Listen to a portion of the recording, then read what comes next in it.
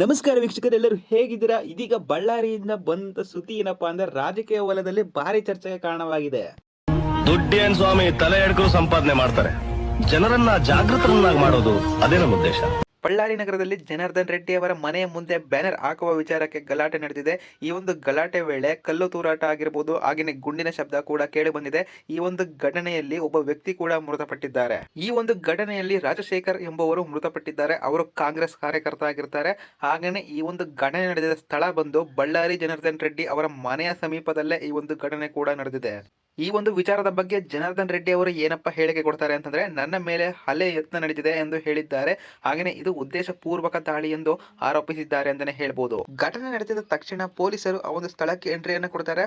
FIR ಕೂಡ ದಾಖಲು ಮಾಡ್ಕೊಳ್ತಾರೆ. ಜನಾರ್ದನ್ ರೆಡ್ಡಿ ಸೇರಿದಂತೆ ಇನ್ನೂ ಕೆಲವರ ವಿರುದ್ಧ ಪ್ರಕರಣ ದಾಖಲಿಸಿಕೊಳ್ತಾರೆ.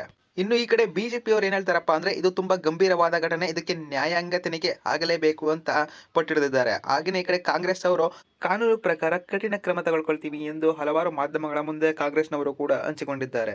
ಗಲಾಟೆಗೆ ಕಾರಣ ಏನು ಅಂತ ನೋಡೋದಾದ್ರೆ, ಸ್ಥಳೀಯರ ಮಾಹಿತಿ ಪ್ರಕಾರ ವಾಲ್ಮೀಕಿ ಜಯಂತಿ ಪ್ರತಿಮೆ ಅನಾವರಣಕ್ಕೆ ಸಂಬಂಧಿಸಿದ ಬ್ಯಾನರ್ ವಿವಾದ, ಹಳೆಯ ರಾಜಕೀಯ ವೈಷಮ್ಯವು ಇದಕ್ಕೆ ಕಾರಣ ಅಂತ ಸ್ಥಳೀಯರು ಹೇಳ್ತಾ ಇದ್ದಾರೆ. ಈಗಿನ ಸ್ಥಿತಿ ಏನಪ್ಪಾ ಅಂದ್ರೆ, ಬಳ್ಳಾರಿಯಲ್ಲಿ ಪೊಲೀಸ್ ಭದ್ರತೆಯನ್ನ ಹೆಚ್ಚಿಸಲಾಗಿದೆ.